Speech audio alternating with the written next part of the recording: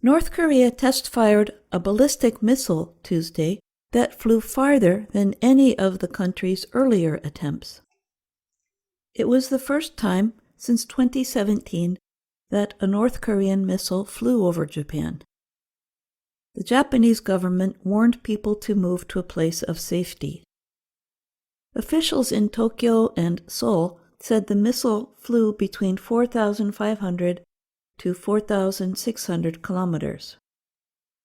It traveled as high as 1,000 kilometers above Earth.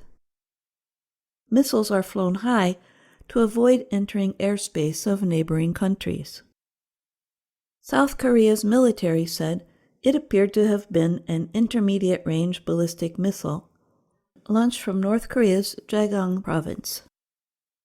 North Korea has launched several recent tests from there.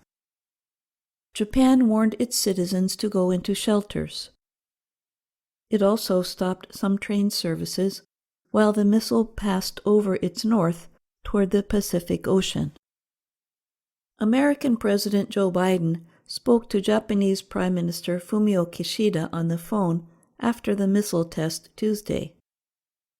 Biden assured him that the United States has an ironclad commitment to Japan's defense. The two leaders jointly condemned the missile test.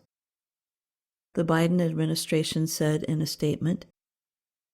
It also said the U.S. would work closely with South Korea and the international community to decide how to deal with the issue. The United States, South Korea, and Japan are currently holding joint military exercises. American and South Korean warplanes test-bombed a target in the Yellow Sea following North Korea's missile flight. American Vice President Kamala Harris visited the area last week and spoke at the border between the Koreas.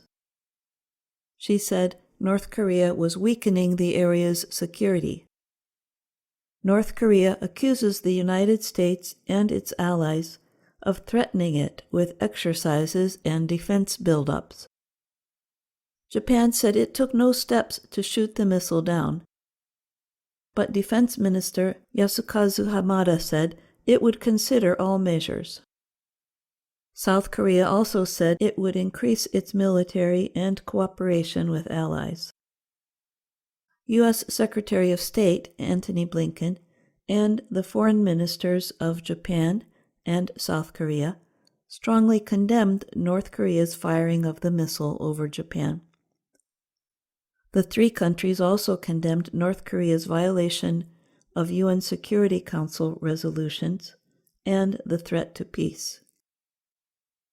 Blinken said that it is important for the three countries to cooperate in holding North Korea accountable for its unacceptable behavior. Ankit Panda is an expert on nuclear policy with the U.S.-based Carnegie Endowment for International Peace. He said that flying a missile such a long distance permits North Korea's scientists to test it under realistic conditions.